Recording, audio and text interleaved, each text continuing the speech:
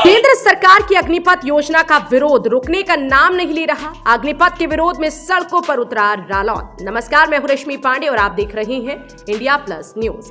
UP के जनपद मुजफ्फरनगर में केंद्र सरकार की योजना अग्निपथ को लेकर विरोधी स्वर उठने लगे हैं। शनिवार को रालौद छात्र सभा ने अग्निपथ स्कीम के विरोध में प्रदर्शन का बिगुल फूंक दिया। सर्कुलर रोड स्थित रालौद जिला कार्यालय पर एकत्रित हुए छात्र सभा से जुड़े युवाओं ने जबरदस्त नारेबाजी शुरू की। रालौद कार्यालय से प्रदर्शन करते हुए पार्टी विधायक तथा छात्र सभा सदस्य कलेक्ट्रेट की ओर रवाना हुए। सुरक्षा के मद्देनजर भारी पुलिस फोर्स तैनात की गई है।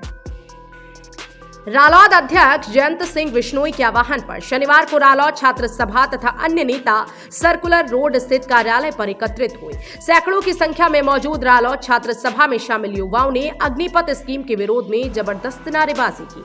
यहां से करीब 12:10 पर सभी रालौद कार्यकर्ता सरकार विरोधी नारेबाजी करते हुए कलेक्ट्रेट की ओर बढ़े। रालौद पुरकाजी विधायक अनिल कुमार ने कहा कि केंद्र सरकार लगातार देश के युवा वर्ग के भविष्य से खिलवाड़ कर रही है। सरकारी नौकरियों को खत्म किया जा रहा है। देश के किसान और मजदूरों के बच्चे फौज तथा अर्धसैनिक बलों में जाकर देश की सुरक्षा करते हैं, लेकिन केंद्र सरकार ने उनसे यह हक भी छीन लिया है, जिसके चलते उनके सामने करियर एवं रोजगार का संकट भी खड़ा हो रहा है। रालौद कार्यकर्ताओं ने जिला कार्यालय से लेकर कलेक्ट्रेट तक मार्च किया।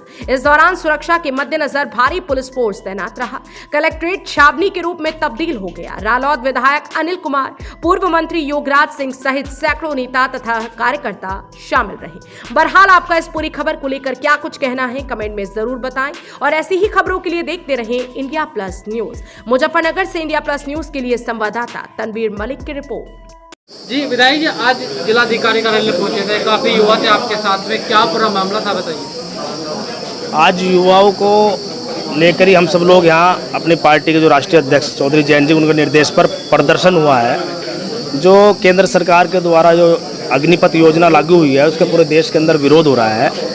क्योंकि कोई यदि किसी भर्ती में जाता है सरकारी रूप से, वो ये अपेक्षा करता है कि आपको 20 साल के लिए 30 साल के लिए नौकरी मिलेगी, लेकिन अगर आप 4 साल के लिए नौकरी दे रहे हो तो आप तो ये समझ लो कि आप मतलब युवा को एक मजदूरी के रूप में रखने का काम कर रहे हैं, संविदा के रूप में रखने का काम कर रहे हो। इन सब बातों को लेकर पूरे देश में प्रदर्शन हो रहे हैं, कई हिंसक घटनाएं भी हुई हैं जिसकी हम निंदा भी करते हैं। उन सब बातों को लेकर ही हम सब लोग जो है यहाँ प्रशासन को के माध्यम से एक राष्ट्रपति महोदय को ज्ञापन दिया है कि सरकार जो है युवाओं की भावनाओं को समझे और इस कानून को तत्काल वापस। विधायक जी, अभी आपने कहा कि जो सरकार है वो युवाओं को केवल 4 साल के लिए एक सुविधा की तरह नौकरी पर रख रही है। सरकार ने उसमें आगे भी कहा है कि जो आगे जो कंपनियां हैं उन पर भी रखने के लिए नहीं। सवाल यहाँ खड़ा होता है, सरकार ये कह रही है कि 40,000 लोगों को हम प्रत्येक वर्ष भर्ती करेंगे, 4 साल बाद वो रिटायर हो जाएंगे। 4 साल के बाद, उससे पहले सरकार तो पिछले 8 साल से देश और प्रदेश में भारतीय जनता पार्टी की चल रही है ना, इन्होंने उससे पहले कितना रोजगार दिया ये भी तो बता। मैं प्रधानमंत्री जी ने ये कहा था कि हम 2 करोड़ रोजगार प्रत्येक वर्ष देंगे। उत्तर प्रदेश सरकार ने भी कहा था 70 लाख देंगे और 4 लाख में सिमट गई मात्र। वो गलत है, वो बिल्कुल गलत है। उसके हम बिल्कुल पक्षधर नहीं है, ना हमारे नेता पक्षधर है, ना हमारी ऐसी कोई विचारधारा है। और इसका संदेश चौधरी जयंत जी ने आज किसान घाट पर मौन धारण करके ये संदेश देने का काम युवाओं किया है कि आप सब लोग अपनी बात जो है शांतिपूर्वक तरीके से रखने का काम करें, सरकार के सामने संवैधानिक दायरे में रखें। और दूसरा, सरकार को भी ये चेताने का काम किया है कि आप भी इन नौजवान साथियों के भावनाओं के अनुरूप काम करें, क्योंकि नौजवान इस देश की रीढ़ है, इस देश का भविष्य है। यदि आप इनके भविष्य से खिलवाड़ करोगे तो समझ लो कि देश के भविष्य से खिलवाड़ होगा। आगे की रणनीति क्या है?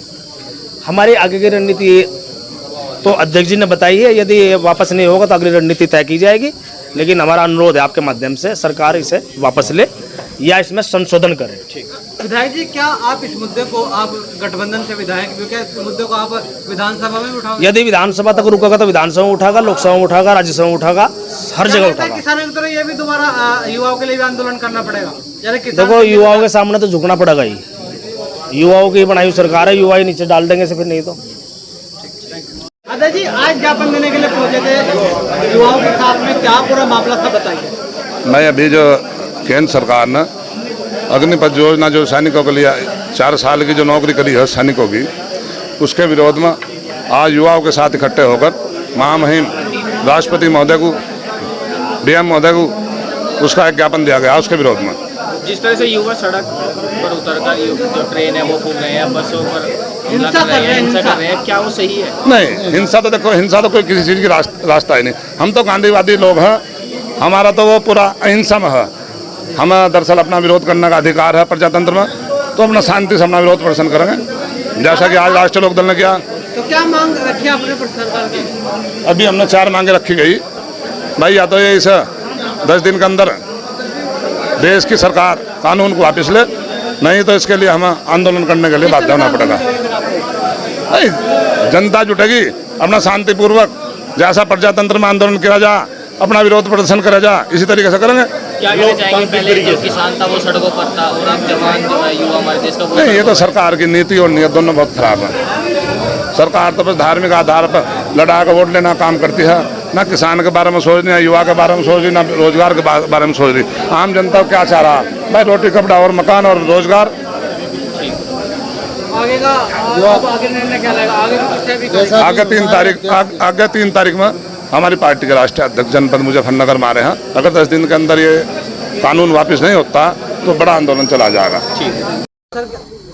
ये आज आरएलडी में जो अभी स्कीम आई है रिसेंटली आर्मी रिक्रूटमेंट में, उसके संबंध में आज जिला कलेक्ट्रेट में ज्ञापन दिया है और ज्ञापन पूरा शांतिपूर्ण तरीके से संपन्न हो गया है और कोई वैसे इशू नहीं है लॉ एंड ऑर्डर। ठीक है। चौधरी जैन जी के आदेश और निर्देश पर इकट्ठे हुए हैं और मकसद और एजेंडा क्या है ये भी हमारे आपके सामने है। साथियों,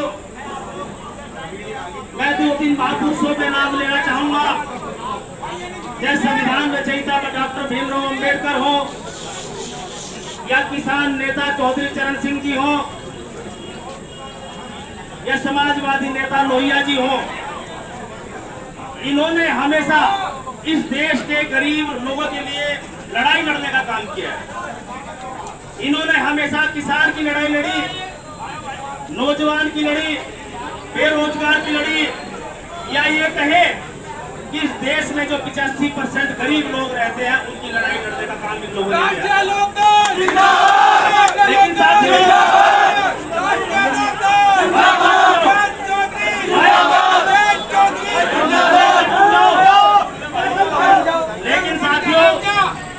इंडिया प्लस न्यूज, सिर्फ वही जो सही।